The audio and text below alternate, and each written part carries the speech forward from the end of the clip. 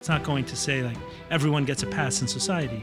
Quite the opposite. You might have better boundaries after you've resolved some of the emotional charge. Everything you look at, you're looking at through glasses that say on them, I'm not worthy, let's say, right? So everything you're looking at, everything you're experiencing, there's some kind of subconscious awareness, I'm not worthy. Please trigger me. I want to know what it is that triggers me. We use addiction to numb, escape, or distract. So if we're not looking to numb our reality or escape from our reality or distract from our reality, if that's not coming up for us, then why do we need to run to addiction? Welcome to the In Search of More podcast. I am your host, Eli Nash. Join me weekly on my quest for more from myself and more from this world. We'll see you on the other side. All right, here we go. Sitting here with Schneur, also known as Sam, Schneur Hickson. Before we go with Schneur the whole time, is that correct? Sure. So the corporate identity, the religious identity, there's many. So it's actually cool for me that we're having this conversation. This is, I think, your first one you're doing publicly in this way. Correct.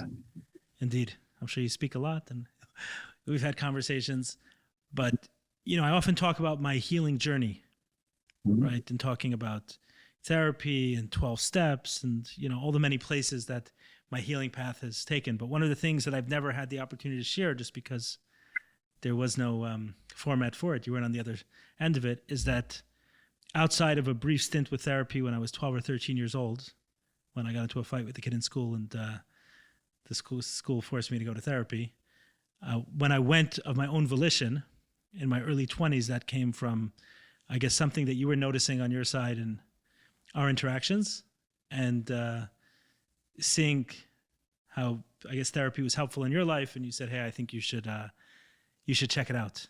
So you got me started on the path, so thank you for that, and it's cool to, many years later, be right here with you. You're very welcome. Because here we are. I think we all play a part in each other's lives by divine providence, so that was one of the many divine providences. Amen. And it was one of the many, and I guess we'll talk much more about that. So what compelled you to join this conversation? When I extended the invitation and said, hey, would you like to do this? You've never done this before. Why is the time right now? The time is always now, right? The time is always now. No, for a long time, I've felt guided to share, and I've helped a number of people who've come forward to me. I've helped myself a lot in my own journey. I've been on a long journey with that. And so for a long time, I was thinking about, I feel quite humbled that when I write to the Rebbe, I tend to get very clear responses from the Rebbe. And there were many times where I got responses to teach more, to share more, to be involved in different communal things. And that's so. Can we explain this for people because I have listeners who are Jewish, not Jewish, from Chabad, not Chabad. So if someone is, we can go fully into Jewish concepts. If someone's listening to me, we'll have conversations about sichos and Jewish ideas. So Jewish or not Jewish, they've become comfortable with those ideas, or they're not listening anymore. So you can go fully in there. But if we do go to a concept, just to explain it, when you say write the Rebbe, can you explain what this means? Right. So many thousands of people write to the Rebbe regularly. The Rebbe passed away in 1994, I believe. But he left behind a tremendous legacy and a tremendous movement known as Chabad around the world. Very well-known movement, probably the most well-known Jewish movement in the world. And whilst the Rebbe left us as far as his body goes, in spirit, the Rebbe is very much with us. And the Rebbe has been with us throughout that time, the past 25 plus years, I think, at this point. And so there are many people who write to the Rebbe or visit the Rebbe's resting place and ask for guidance or feedback as far as what to do, or someone needing help with something and they need some spiritual intervention or support or guidance. And so the Rebbe, in many cases, steps in and provides either guidance or support. Things tend to shift. Some people open up the Rebbe's letters and you find letters that are very clear in the response what the Rebbe is saying, how to address a situation, how to move forward, or what to do, what not to do. So let me say this: the primary format, and I don't think this is a new practice. I think it's an ancient practice within Judaism. When someone is having difficulty deciding on something, they'll prepare themselves in some way, right, as if they're going to an actual physical interaction with a person, a holy person, and as part of that, write a letter, and then place that letter within a holy book, and the page that they open to, they'll believe has certain information. And this practice is extended to specific letters that are copied from his responses to other people. So it's an actual letter that someone is getting back, and people will write letters, open to a random book. Maybe he has 30, 40 volumes of his published letters, and open to a random page, or sometimes you can do it online and it can open a page at random. And people have found very direct answers to their questions. Like if you read the question and you read the answer, there's applicability. Yeah, you can see that the Rebbe is addressing that you're getting an answer. It's essentially a form of divination. It's a form of communicating with the divine. There are forms of communicating with the divine that are more dark, and there are forms of communicating with the divine that we call from the side of Kedusha, from the side of holiness. And obviously, the Rebbe being one of the holiest leaders of the Jewish nation, you're communicating with the side of holiness. And so, when someone gets a clear response from the Rebbe, so that's coming from the right side, from the correct side, from the side of goodness. So unlike others, you started this by saying that you feel humbled that you've, over the years, have gotten very direct responses, is unlike others who may sometimes be confused by the response and say, how does this relate to the question I was asking? You have been able to write a letter and get what you can interpret as a direct response. Yeah, there's some sort of clear decision that you're now able to move forward in the world with. Clear feedback, I would say. So it could come in the form of opening up one of the Rebbe's books of letters, Igros Kodesh, that is very familiar to most people in Chabad. Or it could come in the form of suddenly you ask a question to the Rebbe and suddenly a friend randomly sends you a letter of the Rebbe that totally answers your question. It can come in many different forms, but the divine providence is usually very obvious as to how the response comes, and you can tell that it's a clear response to what you were asking or what you were seeking help with. Fascinating. Okay, so as part of that, you have received messages over the years as you should be speaking more, you should be sharing more, you should be out there a little bit more, but you have not done it until now. Right. So, well, I've done it in more private ways, one-to-one, individual Understood. people have shown up, but not in a public forum. I got it. So the invitation by me felt to you in some way as a divine providence in saying that maybe those previous messages of sharing, while it was good one-on-one, now it's time to do it one-on-many. Yeah, I figured it's an opportunity. I know you know me, and so it would be an opportunity for me to have this discussion with you and see what comes of it, and hopefully, with God's help, it will have a positive impact on people. Pretty awesome. I'm excited to dive in. So you mentioned a little bit of your own healing path, right, and how, like, primarily you're able to help yourself through this process. Can you share, to the extent you're comfortable, what you're referring to? Yeah. So I grew up in a home that was very chaotic. My mother was very not well, and so that had a whole host of implications for me and for my family. And there was a lot of what many people would call trauma in difficult circumstances, and that played out in the family dynamic. It played out in as far as my mother goes and in my relationship with her. And then, when you say your mother was not well, you're referring to mental illness, physical illness, both? Mental health. Mental health. Yeah. So my mother was very not well from a mental perspective, and that was a significant challenge for our family. And so what tends to happen when you grow up in a home that's chaotic or stressful is that some of that chaos and stress follows you into your adulthood and into other areas of life. And so I embarked on a journey probably when I was at my first real therapy was at the age of 18, I think, when I was studying in Miami for a year. And so I connected with a therapist there and started doing therapy. And that was quite powerful as far as doing EMDR, basically, which is, for those that don't know, it's using eye movements to reprogram and resolve old traumas and reprogram them and reframe them in a more positive way. Using eye movements, which happens to everybody during sleep, to help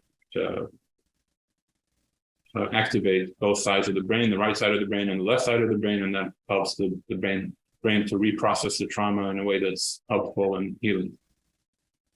I've done a lot of it as well, and I found it to be very helpful, very healing. Right. So EMDR has blown up in recent years, and it's become a lot more popular around the world, and it's a common modality for trauma healing, and definitely recommend it for people that are dealing with trauma. But that was the first my entrance into therapy. And then over the years, I continued to try out different modalities, and I was really investing a lot of time and energy and money into trying out different modalities, trying different things that would help me heal at a very deep level. Was there something that was perturbing you, an emotional feeling, a behavior, or a relationship? Like what was it that you were saying, if you're comfortable sharing, that okay, this isn't working, and therefore I need to embark on a path of therapy? Right. So I'm going to speak more generally. So in today's world, I think most people have some kind of addiction. It can be something as simple as social media. It could be something it could be gambling. It could be sex. It could be alcohol, drugs. Alcohol, drugs. There's no end. Shopping, exactly. So I think a lot of us in today's world are hurting from something, and we seek ways to escape, to detract ourselves from our internal unresolved emotions or unresolved feelings. And so I was struggling with some form of addiction, and that had an impact on myself, obviously, and of course on my family and my wife, my children, and my home. And so that was something that came forward for me, that really wasn't working, and that really was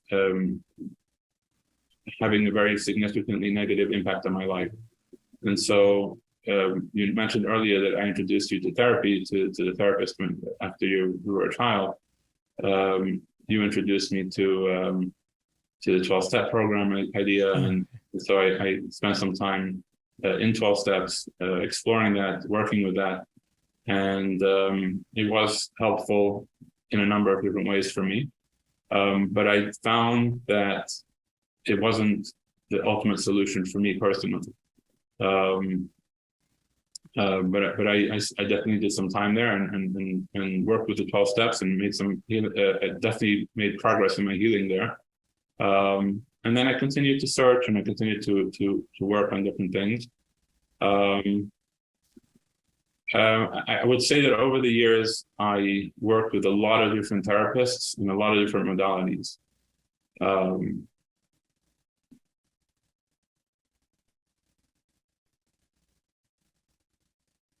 I'm trying to think of some of the names. There were so many different modalities that you already mentioned a few, EMDR and 12 steps. EMDR was definitely one of the more powerful ones that I worked with. There's all kinds of modalities out there that people can work and experiment with and try. I read countless books, and I tried to educate myself intellectually on all of the different issues that I had seen and experienced and dealt with, and all the issues that I was struggling with. And ultimately, if I fast forward to about 4 or 5 years ago, I discovered a new modality that I started to really run with and work with. And I found that modality to be the most healing and I made the most progress by far using this modality of anything that I had tried previously. So I definitely think that there's a room for every, there's room and there's a place and a time and place for every modality pretty much. And I think that every modality that I tried, that I worked with, had its time and place. It was part of my journey. It was part of me making progress and healing. So I don't know if it always makes sense for people to skip some of the other modalities. Like for me, EMDR was where I started, and that was very helpful to a point, right? And then fast forward to 12-step, that helped me, but then to a point. And then, ultimately, healing is a lifelong journey. Growth is a lifelong journey. No one is perfect, and everybody has things to work on. So it's something that you keep moving forward with. But I will say that the modality and the things that I've been doing the last few years have helped me come the furthest by far. And how would you describe the modalities? So that's a great question. How would I would basically, to put it very simply, I would say it's using affirmations. Okay, so let's take a step back for a minute. There's a lot of videos by a guy called Bruce Lipton online, where he explains basically the idea that in the first 7 years of a child's life, they're basically on record. Their brainwaves are the type of brainwaves that one enters into during hypnosis. And so they're recording and absorbing pretty much everything around them that's happening. And those first 7 years, more or less, is what essentially shapes your operating system. It shapes the way you look at life, the way you view life, the way you experience life, what you expect from life, et cetera, et cetera. And so the first 7 years of life are really very key and very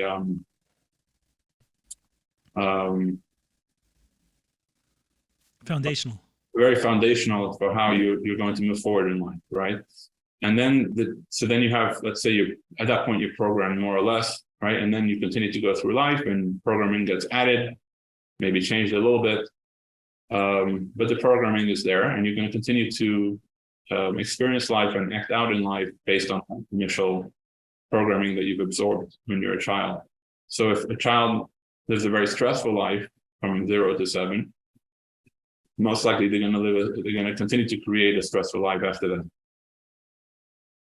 And so what happens is we become embedded with a whole host of what we call in this framework irrational beliefs, right? So an event takes place, and during that event, the child's in a state of trauma, and the child starts to take on beliefs about themselves, right? It could be, I'm not worthy. It could be, I'm not safe, or anything like that.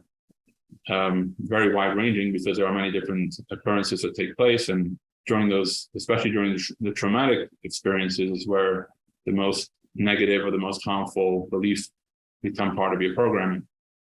And so one of the ways I like to say this is that we interpret our beliefs as facts. Like, we stop seeing them anymore as beliefs. If we said they were beliefs, that would already be a big deal. Just to call something a belief, to say I am not worthy is a belief, that's a level of progress. Okay. It feels like a fact at a certain point. Yeah, but the way I would describe it is, it's like putting on glasses, right? So everything you look at, you're looking at through glasses that say on them, I'm not worthy, let's say, right? So everything you're looking at, everything you're experiencing, there's some kind of subconscious awareness, I'm not worthy, or I'm not lovable, right? So is the wearer of the glasses aware of the glasses?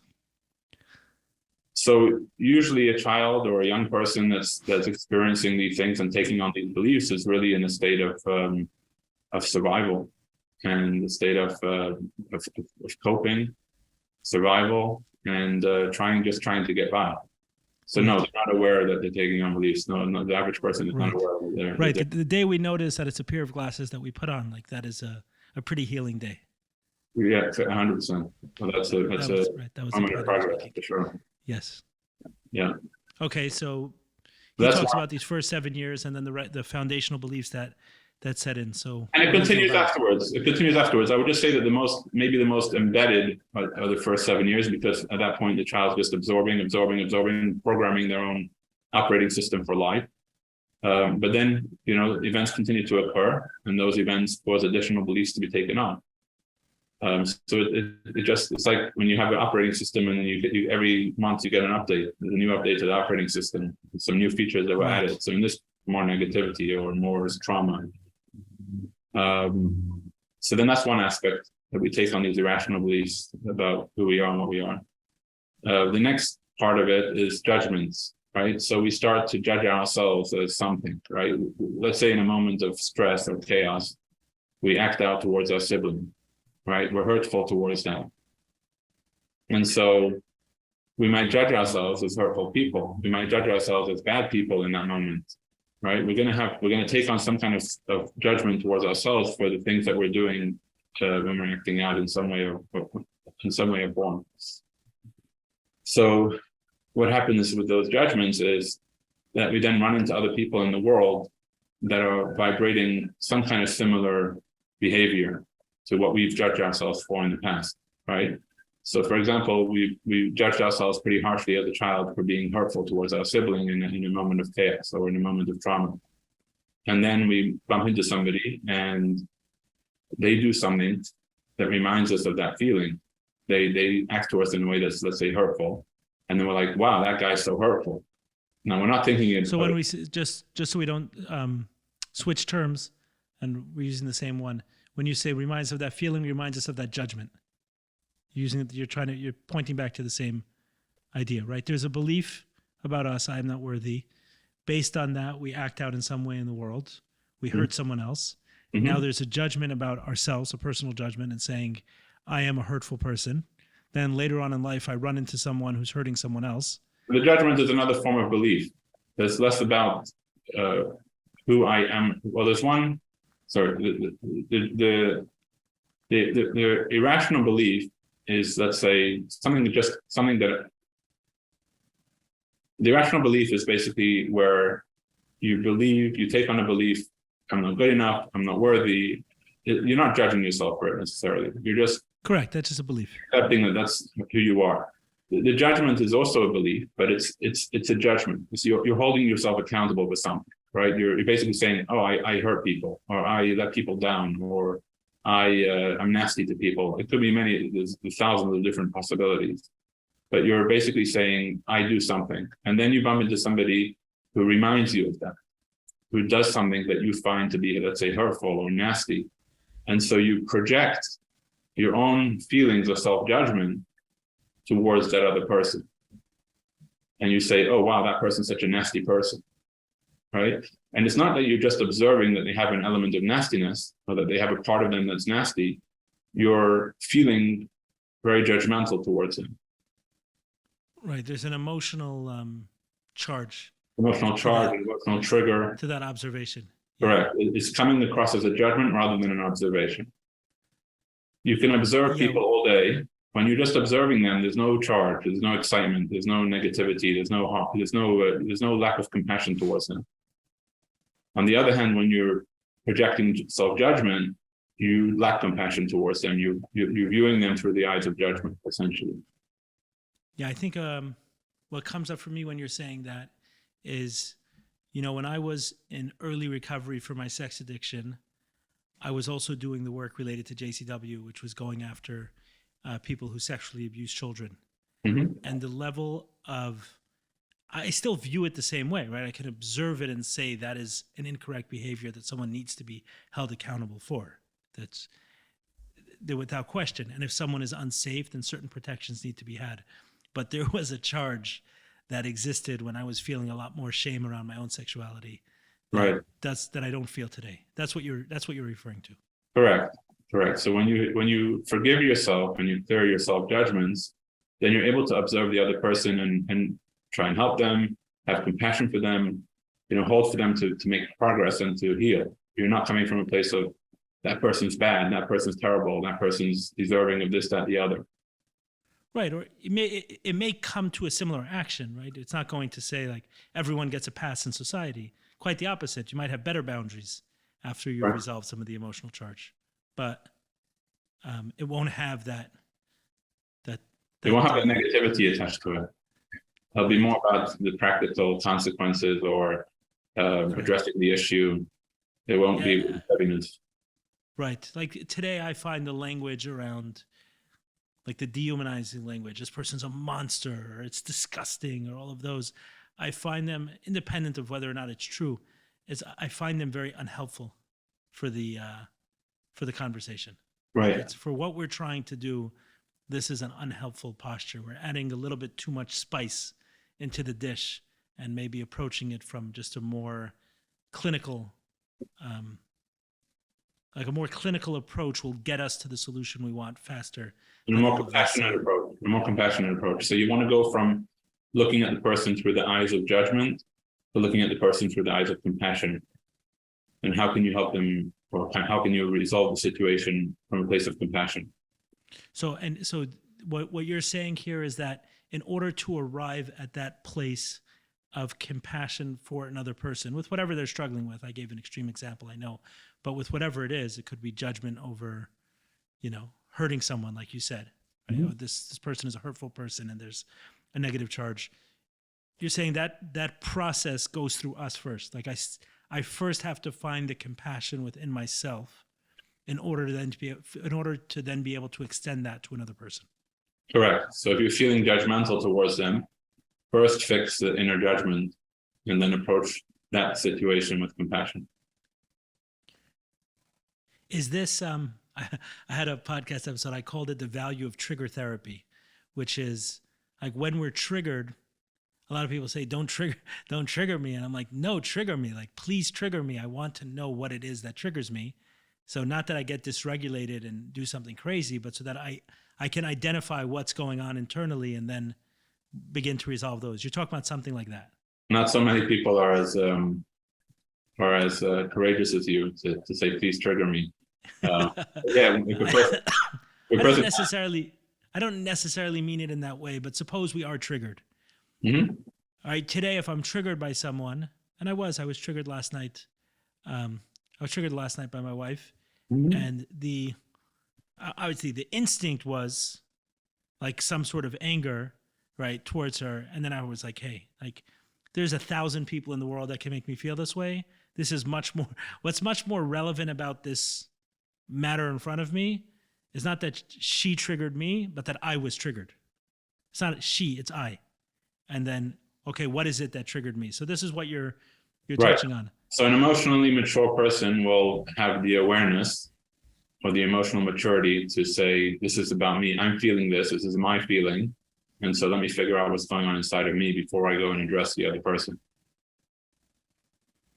Before I go and address, not that I won't address, I may very well address, but before I go and address. Yeah, you want to come in, you want to address the situation from a place of where you're centered, where you're healed, where you're okay, and where you're not coming from a place of judgment. Because when you're coming from a place of judgment, it's going to be very hard to get that person to work with you or to feel safe with you.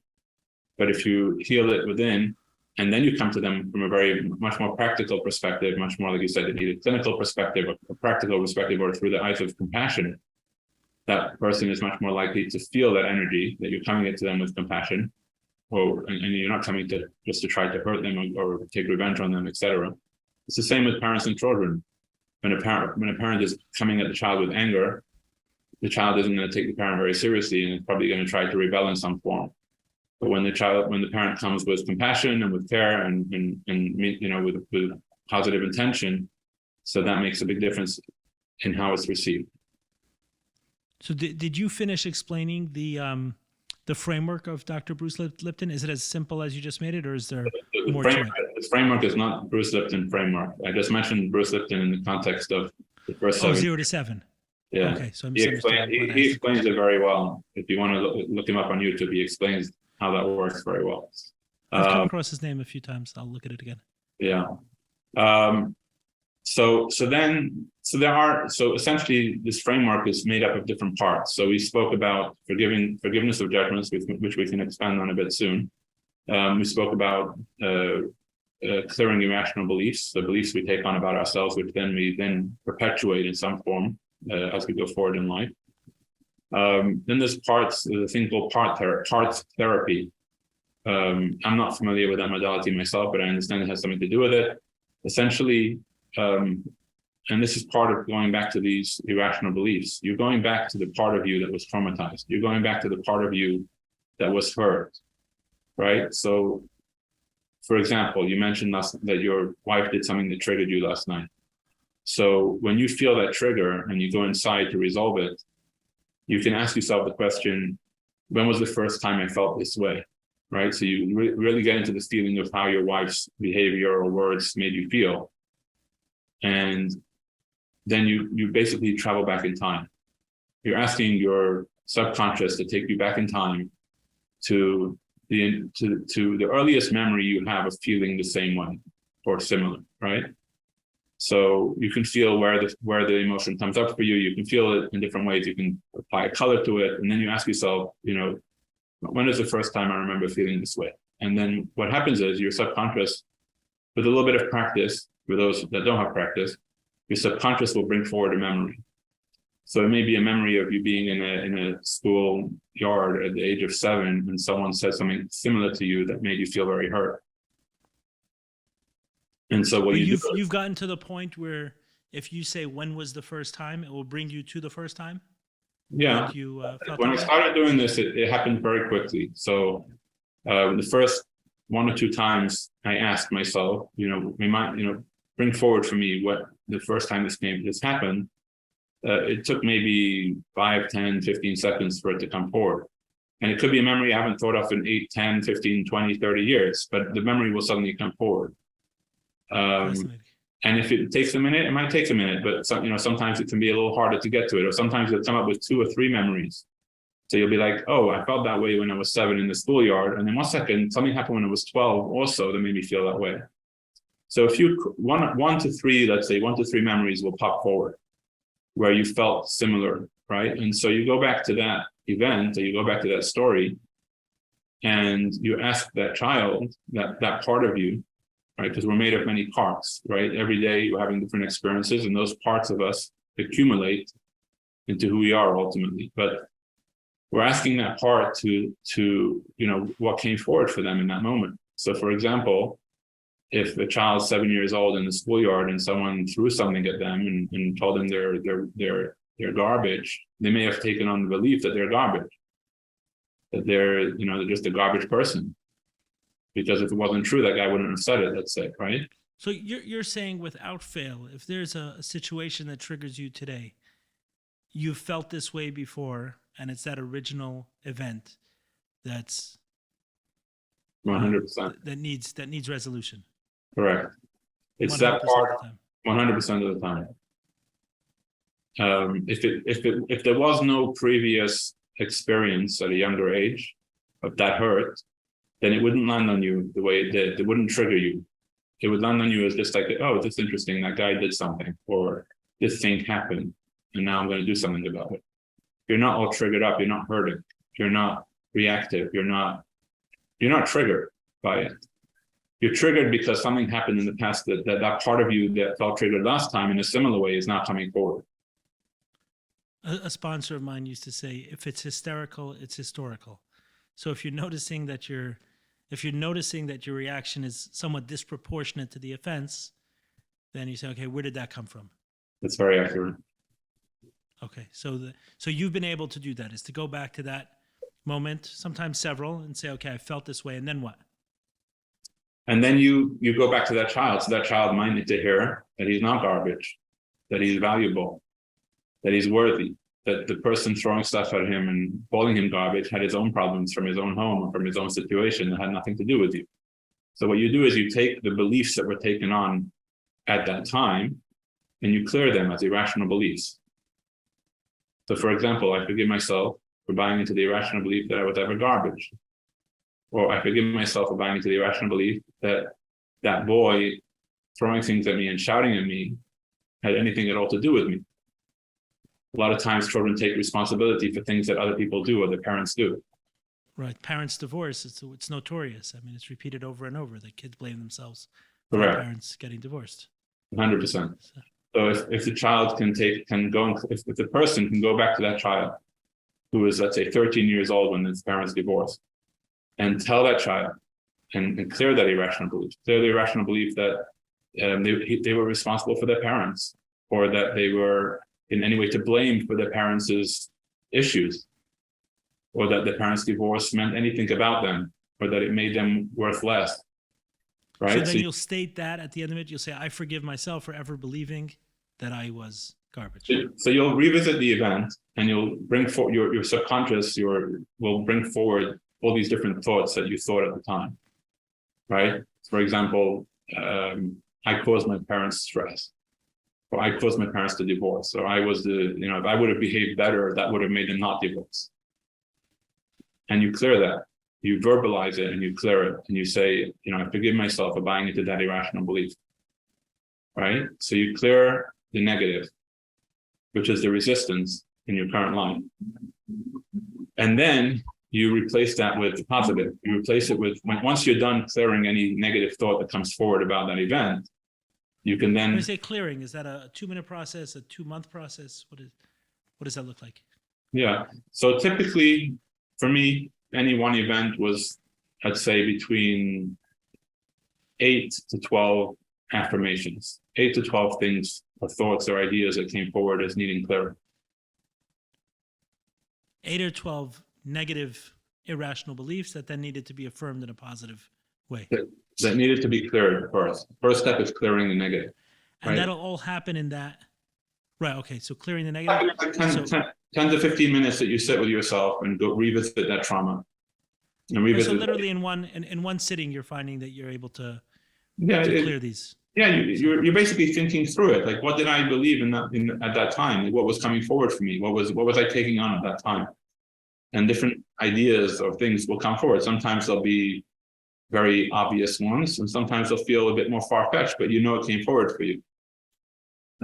So the first step is to forgive yourself for those we're not getting into judgments now, those irrational beliefs. And there may be also self-judgments. Like, if you reacted, let's say that boy hurt you and you took on a bunch of irrational beliefs about yourself, right? But then you took on a bunch of judgments about that person. They're evil, they're nasty, they're disgusting, right? They're crazy, whatever it is. So then you can clear those judgments about yourself. I forgive myself anytime I ever judge myself as crazy. I forgive myself anytime I ever judge myself as nasty. Oh, meaning even if we've extended it to the other person, we always bring it back to ourselves. Correct. I find that very often when someone is hurt by someone else, instead of saying like, Jack is not safe, let's say. Let's say Jack is not safe. Jack hurt me, Jack is not safe. That's really how we're going to, I call it drawing the circle. That's really how we're going to draw the circle around the event. We'll say something more like, all New York kids are nasty, like all New Yorkers or all men or all, I know one person who was an employer who had a negative experience with a single person who worked for him, and then, invest a lot of money and time into the person. They went out and left, and he's like, oh, this is the problem. Never hire a single person again. So we can draw the circle in a lot of different ways. Yeah, it could be more. That feels pretty broad. It could be more specific to the person, and it could be more general. Sometimes, right? But usually these circles are drawn from simply one experience. But my point is that when someone does that, right? So someone is noticing as they go back into that belief that they may have said like, oh, all New Yorkers are violent. Let's say that was the conclusion. So then how does that get flipped back onto me? What's the judgment that I then need to forgive myself for in your language? I would say in my experience, it's usually more specific to the person. And then it might translate into more general judgments about a group of people from there. But either way, when you clear that judgment on yourself. Okay, so let's say we said Jack is violent. Okay, not all New Yorkers are. Jack is violent. Let's say you did both. Jack is violent, and all New York kids are violent, right? Okay. So what you do is you go and you clear the judgment towards yourself, because you've probably judged yourself at some point for being violent. And you also clear it against Jack. So in my case, I would say, I forgive myself anytime I ever judge myself as violent. And I forgive myself anytime I ever judge Jack as violent. And then if you want to extend it to the rest of New York, you would say, I forgive myself anytime I ever judge New York children as violent or New York kids as violent. And you'll write this, you'll say this out loud, you'll do it both ways? I would say it, and then I would write them down so I could repeat them later, because repetition really helps you to embody it and really reprogram your subconscious more deeply. Okay, so that was my earlier question. So it's not necessarily something that's cleared in one sitting. It's, okay, I've identified this belief. I'm able to separate myself from it in some way. This wasn't always me. This was a singular event or several events that happened that led me to these conclusions. I'm going to see that as a rational belief. I'm going to let it go.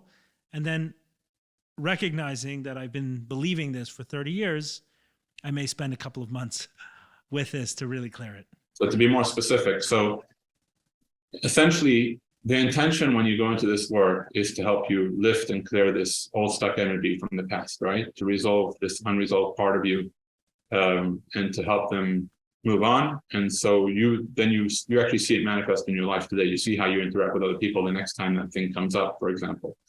So the intention is that you should clear it, and you make the biggest step in the first time that you bring them forward, and you do the work with what's coming forward for you.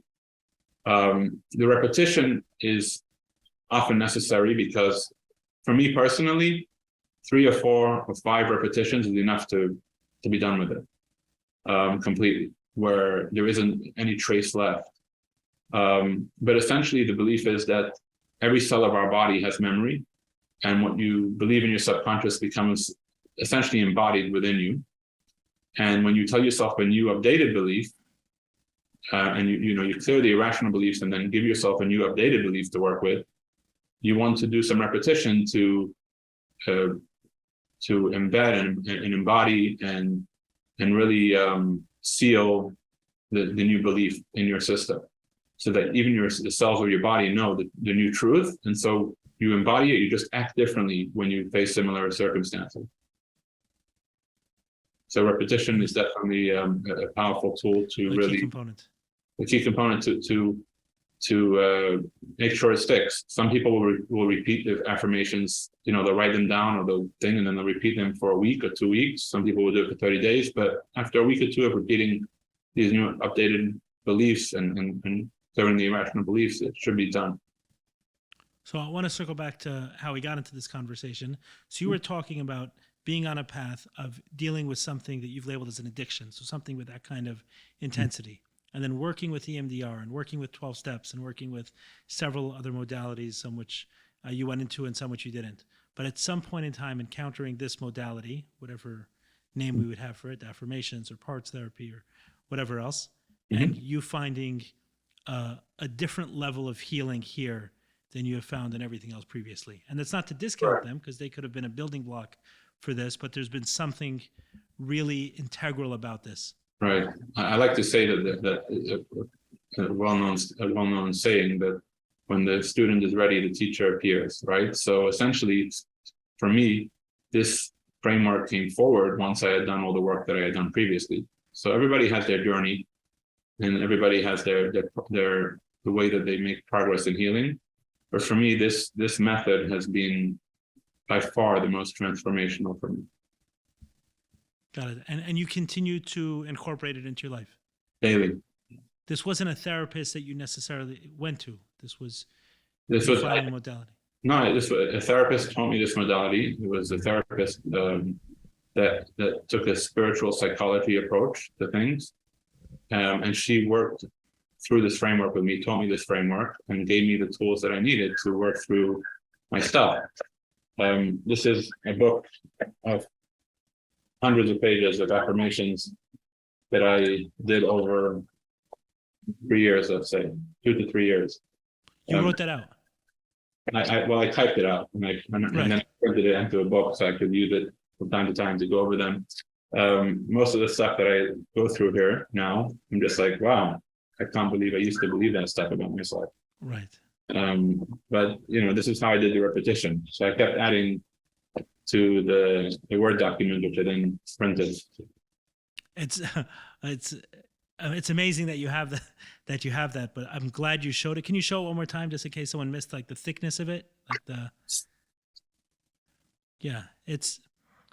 a lot of what we're talking about is not, and I'm really glad you showed this, because I think someone listening to this can get the idea that this was something that was arrived at. Okay, I'm a couple therapy sessions. I'm going to slap things around for 10 or 15 minutes. A memory is going to come up. I'm going to say a few affirmations, and voila, I'm going to feel better. Like, no, this, just the amount you typed up speaks to the hours you've devoted to this. And this was after many other therapeutic modalities. Like, healing is not a side project. It's something that we need to confront with all of us.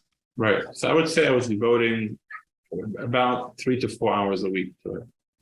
really to reprogram my entire life, more or less, my entire childhood, my teenage years, my marriage, and everything that I had accumulated over the years. It was about deprogramming the negative and reprogramming with positive. And so, and the more I did the work, the more I got to see things manifest, meaning I got to see how things played out differently. I got to see how I reacted differently. I got to see how my self-confidence transformed itself tremendously. I dropped the things that I was struggling with addiction for many years. I dropped them completely. And that's where I was going to go to. I'm glad you brought that up. I became free of that through using these affirmations and clearing everything around them. Because every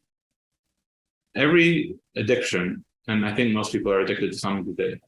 Every addiction is, so I'm not saying that from judgment, God forbid. Every addiction there are legs to that table. There are beliefs, there are thoughts, there are things that we have in our system that we're running from, or we're escaping from, or we're trying to avoid, or trying to numb, or trying to, for example, for many years, I struggled with food.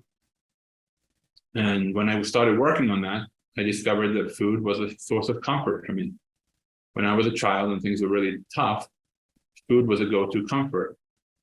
It was a form of safety. It was a form of comfort. And so when I undid that connection between food, like I cleared the belief that food is a source of comfort, or that food is a source of safety, or that food helps me to resolve problems, or whatever it is, right? And so as I cleared those underlying beliefs and thoughts, the food issue became diminished and became a non-issue. So it just, as you work through the underlying beliefs, the underlying issues, then the need for the addiction, or the need for that substance, or the need for the gambling, or the sex, or whatever it is, it just peters away. It goes away, because you don't need that thing anymore to give you what you thought you were getting from it. Right. The description I've used is, we use addiction to numb, escape, or distract.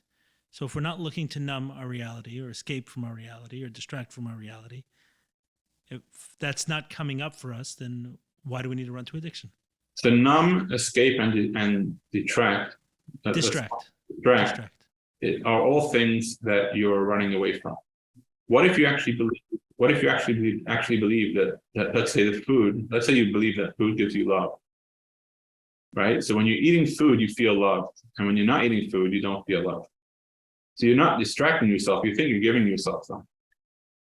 You think that you're satisfying a need, right? But typically that craving will come about after an experience in our reality where we feel unloved, correct, and we want to escape that, correct, or numb that, right, or distract from it. So then we correct, run to the comfort of food, or the right, love that.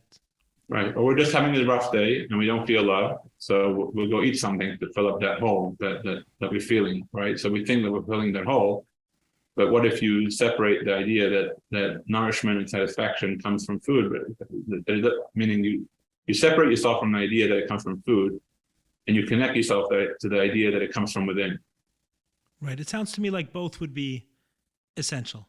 I got to strip the drug of choice from the promise that I attach to it, and I got to neutralize the toxicity of my environment. Yeah, and the black hole that you're trying to fill. Correct. I think every addiction is filling some kind of black hole, some kind of black, right? There's something missing that you need, and so when you have that need, you're willing to go to the ends of the world to fulfill that need. 100%. So I guess my question that's coming up for me from this modality, which you kind of put almost, everyone has a process, and over time we find others, but for you, like a kind of peak with this, what felt like, I want to say missing, but like language that I didn't hear that maybe I expected to hear, was maybe like a spiritual type language, right? We're often in the 12 steps, which is, has been transformational for me, huge in many, many ways.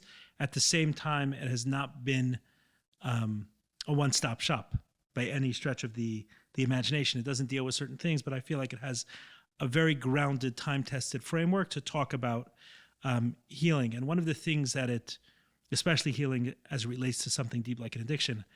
And one of the fundamental beliefs of the 12 steps is that we need a spiritual solution to certain kinds of problems. So do you see this solution that you found? Is it one and the same as a spiritual solution? Is it separate from? How would you... Yeah. I guess the only word you used was, you said your therapist trained in spiritual psychology, but outside of that, I didn't hear anything that sounded... So let's talk about that. So Reb Chaim Vital, who famously transcribed and shared with us the teachings of the famous Arizal, Chaim Vital is one of the foremost Kabbalistic authorities of Jewish mystics and since the Kabbalah. beginning. Correct. Right, the Jewish mystic, a Kabbalist. Correct. So a lot of the things that he explains about the spiritual worlds, he draws analogies from the psychological world, from the inner psychological world of a human being. The reality is that our subconscious, our inner world, is very spiritual. It's not something you can touch with your fingers or feel like a desk or a chair. It's a very spiritual inner world that we have. And when I communicate with my subconscious, I believe in communicating with my soul. And it is a very spiritual psychology in general. To me, Another form of divination. No, not divination. Divination is really when you're asking some other energy or being other than yourself. In my case, your soul isn't that? Your soul is just the higher, just a part of you that's outside your body. Okay. So it's a spiritual experience. Asking your subconscious to bring forward a memory, and then it pops into your head, something that you haven't thought of for 30 years. To me, that's a spiritual experience.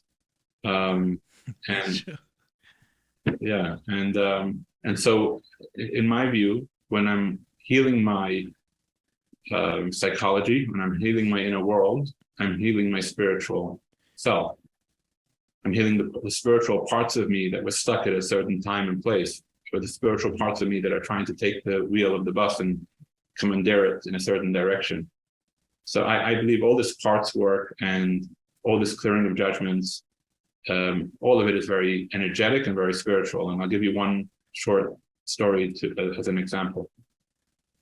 There was somebody who hurt my feelings quite significantly when I was studying in Israel when I was 13 or 14. Caused me some trouble. And for many years, I held that against him. I felt uncomfortable about that and judged him for it. At some point in my working through my issues and working through my stuff, that story came forward and I did work around it. And I really cleared my beliefs around it and I forgave him. I let it go and I forgave him completely. This person lives in Crown Heights and I've seen him many times. And there's always some kind of distance between us. Like I do my thing, he does his thing, we don't have any connection. Let's say it was Thursday when I did the work on this particular story, and then I saw him Shabbos on Friday night or Saturday, and his whole demeanor towards me and his interaction with me was 360 degrees. It was completely different than anything I ever had before. Like he was friendly, and I was friendly to him too. Like there was just completely friendly and open and respectful communication. And I was like, wow, because how does he know that I forgave him? How does he know that I did this work? That his demeanor and his openness to me changed completely. So to me, there's no question, there's no doubt that this spiritual work has a big impact both on yourself and on the person that's involved in the event that took place. Whatever it is that you're clearing, that you're healing, it impacts other people too, and it impacts all of us. Because I think each individual that heals has an impact on everybody else. We're all connected to the same source. So one thing, as you answered that, one thing that did come to me is that it's in order for this work to work, right? The work that you're describing, someone would need to be grounded in a certain amount of spirituality, no? Meaning a certain belief. You used, as soon as we spoke, you used the word divine providence, one of the first words you said, meaning that's a framework that you've developed for the world at some point, that there's no accidents. Right. If I write a letter and I put it in a book, that's not an accident which page I opened up to. And if I ask the world or universe or my soul or whatever it is to say, when is the first time I felt this way? And suddenly a memory pops into my head, that's relevant. That's not accidental. So it does sound like it does take a certain amount of spiritual, like a groundedness in spirituality in order to access the healing that this modality has available to us, which is not a bad thing. 12 steps, it's the same thing. If you want to access the healing of the 12 steps, I would agree. You have to be grounded in spirituality. But go ahead. I would agree that it can be helpful to the process, but I don't think it's a prerequisite. I think someone can use the modality and use this process whether or not they feel spiritually connected or they view the world through a spiritual lens. Anyone can use this process to bring up memories, to clear irrational beliefs, to essentially reprogram themselves subconsciously, and using their conscious mind to reprogram the subconscious mind, essentially. But you don't have to believe in spirituality. But I do believe that once you start doing it and start seeing the results of it, that you will come to recognize the spiritual aspects of it. Right. I've had several experiences that mimic exactly what you just described, where you resolved something on an internal level with someone that they had no conscious knowledge of, and they interacted with you in like an actually different way than they ever did. And I have ones that, just in case someone's misunderstanding, because it sounds like yours came about through a physical interaction, so you can say, oh, maybe the person saw you look at them in a different way. I've had ones where there was I wasn't in the person's, I didn't see the person. Someone who I hadn't heard from in years suddenly is on my phone. Suddenly someone who refused to talk to me for a long period of time suddenly reaches out.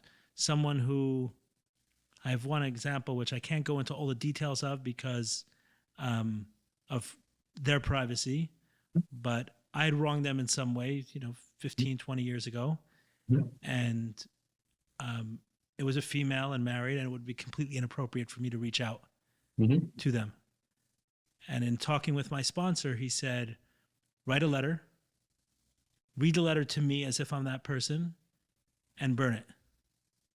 And I did exactly that. And I kid you not, within less than a month, this person's husband called me and said, this might sound like a weird request, but my wife would like to know if you'd be willing to talk to her about some things. Yeah. I checked with my wife. She was okay. I had that conversation, and something that was 15, 20 years in the background within several weeks of me writing this letter with my sponsor. Right. Yeah. Meaning, so what you're saying is that even if someone doesn't believe in it, they're going to start encountering something that feels something like it. Most likely they will start to experience things, like they'll open up a spiritual connection with themselves, which is their higher self, in my view. And that will bring certain things into their life, which will make it obvious to them that there is more beyond their own inner psychology. What you're describing is also, it's essentially a form of spiritual communication and telepathy, where they receive their soul, their higher source, their higher self, picked up your intention and picked up the work that you had done to resolve this issue that you had with this particular woman. Unbelievable thing. So the $1 million question, has this changed the way you parent in some concrete, tangible, practical ways? And I ask this question not for the audience, I ask it for myself, as it's starting to become, my oldest is 4.5 now. So it's, when my oldest was 2 or 3, I wasn't at the stage that parenting was coming onto my radar. It was more the physical parts of parenting that, the physical needs are met. But suddenly I'm starting to see how, interactions and my way of being is affecting another person. Not that it wasn't relevant 3 years ago. I just didn't have it I didn't feel it as tangibly. So I'm asking the question for But that's going to continue to grow for you. As your kids get older, you're going to see that more and more, that everything you do and say has an impact on them. And they're recording, essentially. But to answer your question, most certainly. So I'm going to start off by saying, like the Rebbe mentions a number of times, that there are no human beings that are perfect. There's no such thing as a perfect human being. Only God is perfect. And so, very clearly, I'm not perfect, and I still have my things to work on, and it's still an ongoing journey of healing and getting better and better every day. But that said, there's no question that my compassion, my clearing of judgment, my understanding has all evolved tremendously through the work that I do. If I find myself judging my children, it's probably because I've judged myself for the same thing. So if I go and clear that judgment, and then my child does that thing again that I was judging him for or her for previously, I'm going to approach it completely differently. I'm going to approach it with no judgment, with compassion, with care, with centeredness. So as you heal yourself and you clear the things that are getting between you and your children, or creating things that are not healthy for your children, the way you show up is very different, and the way you interact is very different.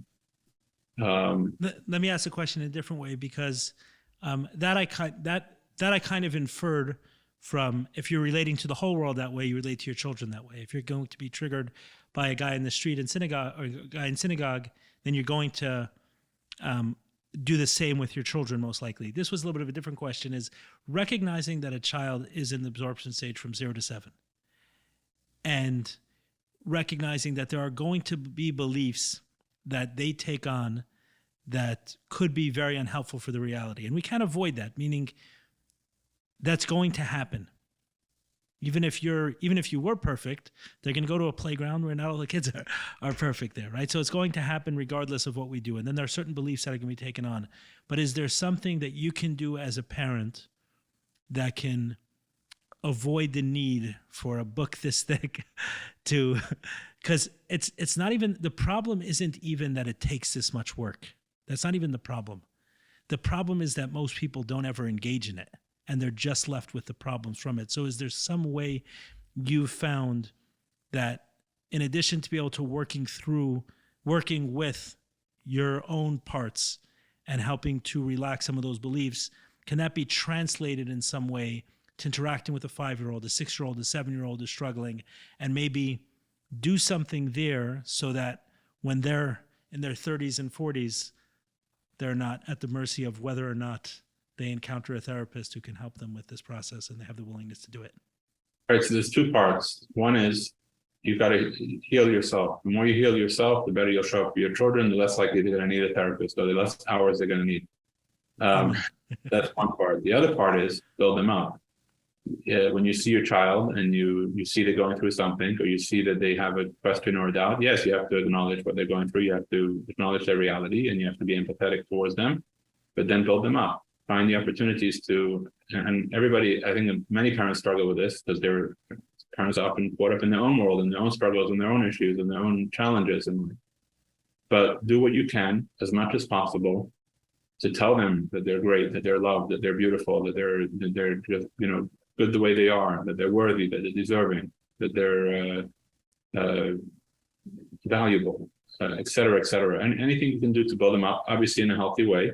You don't want to make them just get some kind of false sense of self, but you do want to build them up in a very healthy way, in a very encouraging and supportive way, where you show them acceptance and you show them empathy and you show them appreciation. So you're saying something important, because what you're suggesting is, if I'm understanding correctly, you separated the process into two things. A is removing the negative, and then B, reinforcing a positive. Mm-hmm. So these traumatizing experiences, you're saying, are not only because of the fact that you went through a traumatic experience at 7 and then a similar feeling at 12, but not to put words in your mouth, what it sounds like you're saying is that had there been an adult figure in your life who during that period of time was building you up, then those traumatic events at 7 and 12 wouldn't have weighed you down in the same way. Exactly. So modeling. We spoke about the child being most influenced in the first 7 years of life. They obviously continue to be influenced afterwards, but a lot of the child's behavior is in many ways we become our parents. So in many ways we observe the behavior that is modeled, that is acted out, and then we go on to take on some of that and act it out in our own way. So when the parent is modeling healthy self-regulation, when the parent is modeling healthy self-confidence, when the parent is modeling, sound judgment and healthy leadership, and that's a very big one, I think, for a lot of families. That has a huge impact on the child and the child's ability to deal with adversity, to deal with difficult circumstances. They learn how to bounce back. They learn how to have self-confidence, even if someone has a different opinion. They learn to become less codependent on others, but rather be more healthily independent. So absolutely, the parents' modeling and the parents' health, mental health and emotional health has a huge impact on the child and what they're going to have to deal with growing up. Okay, so I asked the $1 million question before, now to the $10 million question.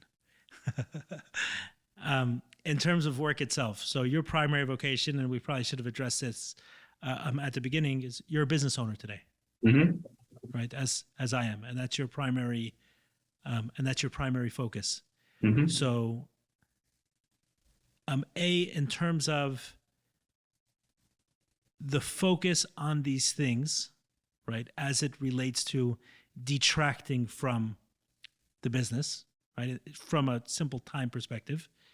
So that decision to say, okay, despite the fact that I'm a business owner, and a business owner often feels that they need to be invested, 100% of their energy and 100% of their time in this endeavor, right? They're holding up everything.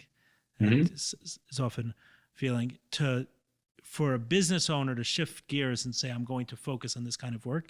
I know I do it myself, and I find the value in that, and I've spoken to it, but I'm curious to hear like what that process was like. And then the correlation to that, the corollary of that is, how have you found this work has translated not only into, I have no doubt that it's improved probably the mood in your office, right? You're probably more pleasant and the people around you are more pleasant. But I'm curious, that's why I call it the $10 million question. Like, have you found that your business, your financial life, your career, like has benefited in some of the practical ways from this work as well, or does it matter less? So those two questions. It was a lot there, I know. Yeah, so definitely me being a healthier person has a positive impact on the people that I work with and people I interact with. When a person is not healthy, it usually tends to spill out on people they interact with, and likewise, as you get healthier, it improves. As far as what we get busy with, my experience has been, and my belief is, that if we do the things that are most important in life to do, whatever comes forward, right? Let's say if a person has an argument with their wife, and that argument or that difficulty needs to be resolved, and so they take some attention away from the business and focus on that, because that's what's coming forward to be addressed. That focusing on our life's mission, or the things that come forward in life that are highest priority, is what brings the blessing into the business. The Rebbe teaches a lot about how we should have, number one, we should have trust in God. Number two, that we should make a vessel, but not that the vessel should be too long or too big. Like if it's like a person running around in pants that are too long, you end up tripping over them. So if we become workaholic and we put all of our focus and energy into work, and to the detriment of other parts of our life, like family or other things that come forward, whether it's charity issues, communal issues that come forward that need to be addressed, then that has a negative impact on our spiritual flow, on our financial flow, and on our business. On the other hand, when we do see what's coming forward and we do prioritize the right things at the right time, then God has many different ways to help us out in business as well.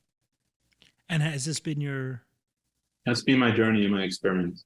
That's been your practical experience. Mm-hmm. Like you have not found, because I know that the reason I ask this is because I know when I speak to people in business, either they're business owners or, an executive in a company where a significant amount of their brain space and life is consumed with financial success, they feel like this will detract in some way. And I've heard different reasons why, some from a time perspective, some from the idea that what propels me is my anxiety, and if I heal my anxiety, then how am I going to have the motivation to keep pushing? Or there are many different... Right, so that's an irrational belief that anxiety brings financial prosperity. At some point, something happened where this person took on the irrational belief that the more anxiety they have, or if they live with anxiety, that's going to increase their financial prosperity or their financial flow. And it might motivate them, and it might be something that they run with. But practically speaking, again, in my experience, in my perspective, and my belief is that that's not what brings the financial success. That might be part of who they are and part of what they're dealing with that they have to heal, and part of them that keeps coming forward for healing. And then hopefully eventually they will heal that part. But ultimately, success comes from God and from the things that we do and the things that we're supposed to do. And that flows into the business in different ways. I'll share a quick story that relates to that maybe.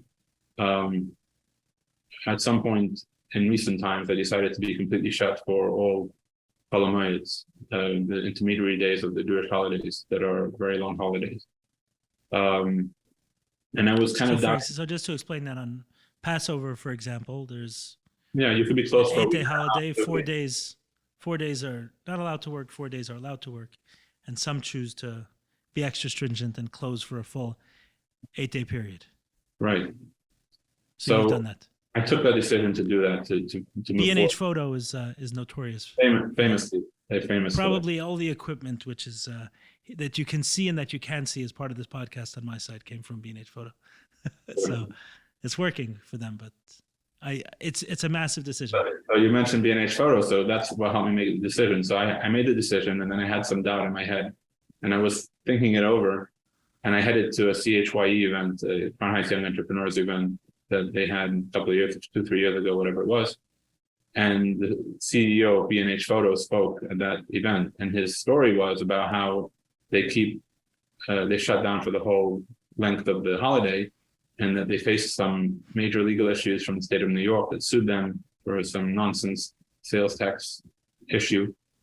And so they found a way to clarify the law, to get the law changed and clarified, because they were told that the judge that received this case is absolutely 100% going to be problems for them. There's no way they're going to have a positive outcome with this judge in this court. So they went and they updated the law. They got the law with a whole team of 30 people. They got the law updated to be more clear so that the state couldn't claim false claim against them. Ultimately, what happened was on the first day of Chol Hamoed, this terrible judge threw everything out and cleared everything in their favor. So the work that they did to resolve the issue wasn't even necessary.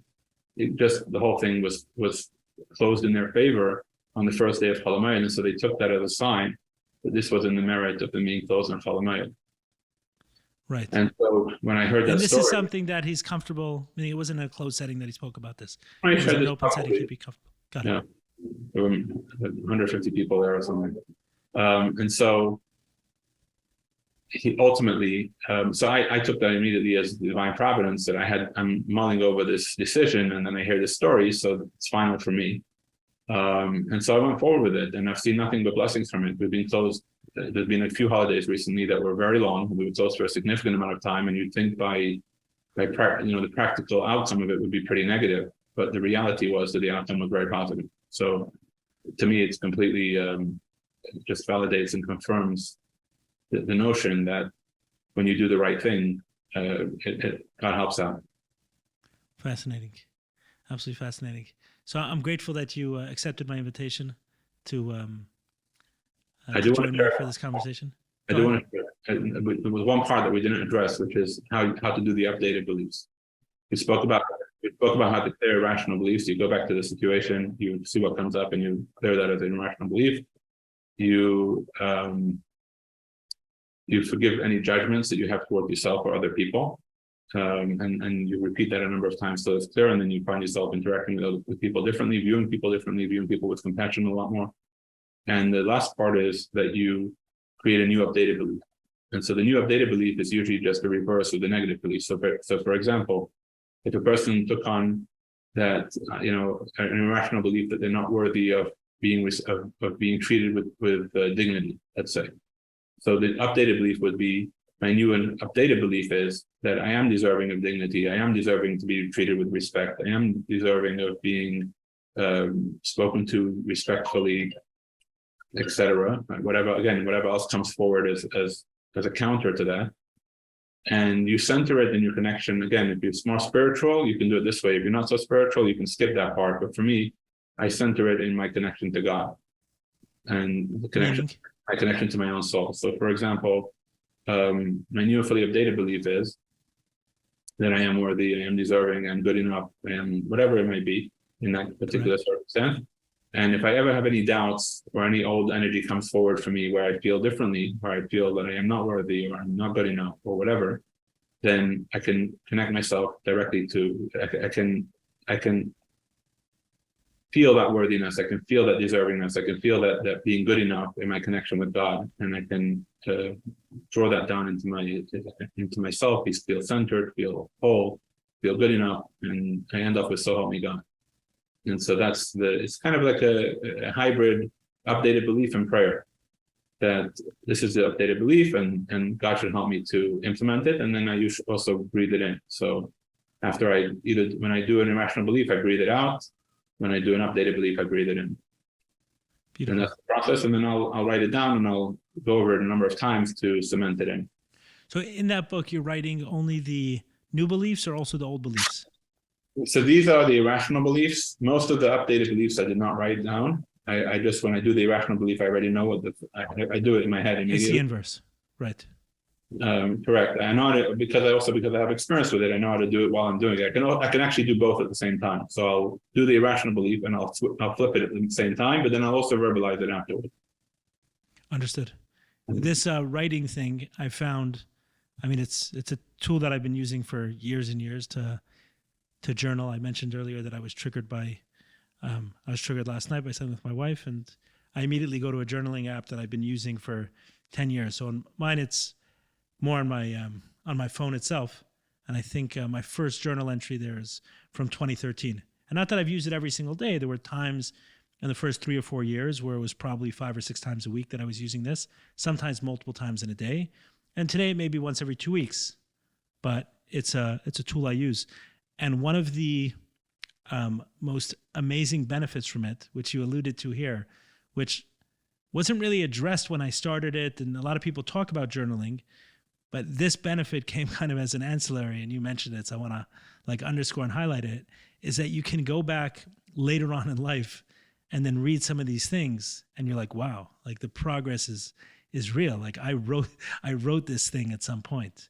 I have, in addition to these, I also have many workbooks that I've used filling out information, and I still have those at home, and flipping through some of those workbooks. And it's like, wow, I wrote this, 2014, 2015, I'm working through addiction. I wrote this. And sometimes I can read something from 2021, 2022. And it's like, wow, I wrote this. And those feelings that can sometimes come up, which for me feel like, man, I've been at this for so long. Why am I still struggling?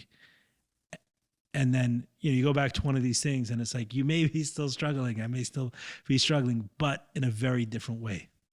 There has been a lot of progress. These things work. So I just wanted to highlight that because I think it's an awesome benefit of writing and journaling. Yeah, many people believe that we come back from multiple lifetimes. And so the way I look at it is that we have multiple lifetimes within a lifetime as well, right? So you have, like you said, 2012, 2013, 2014, 2015. One is its own life, its own existence. And then you do some healing and you're a new existence and you continue to evolve and grow and heal. Yeah. What I say, if you die before you die, you won't die when you die. Yeah. That's right. The idea there's the possibility of dying many times over in this life. It's a beautiful. You could also look it's a beautiful perspective because there's a part of that where I hear people talk about past life all the time, and maybe I've never had a powerful enough experience connecting me to past life. I'm like, okay, it's kind of irrelevant. I have this life, but what you're saying, you're updating in a very nice way, is that there's past lives that we've had in this life. I was facing a particularly challenging problem in my life. And I wrote to the Rebbe about it. And the answer that I got said that you are, as I've told you before, you're going to have this issue in this area of your life because it was something that was not resolved in a previous lifetime. And the things that are not resolved in a previous lifetime are the things that you have the greatest battle with in this lifetime. It's the things that you have the most resistance to resolve. And so it's worth the effort and it's worth the work to continue going forward and resolve that. And I said, probably for 2 reasons. I said to myself, I'm not coming back and doing this again. But yeah, Right. That's say probably for two reasons. And if you have to come back, it's like this becomes a big one. Let's get it out of the way. And if it's not your lifetime, it's your kid's lifetime. So for people who that's too hokey for, so someone else is going to have to work on this in another lifetime. Yeah. Again, Schneur, thank you so much. I appreciate you accepting the invitation, and I hope this is the first of many for you, that you share your experience, share your wisdom, and share your clarity with as many people as possible, and bring healing to the world. So thank you again. Thank you for getting me started on this journey, and it's been cool how we've intersected in different ways throughout. And today is no accident. So thank you. Thank you. You all. Have an awesome day.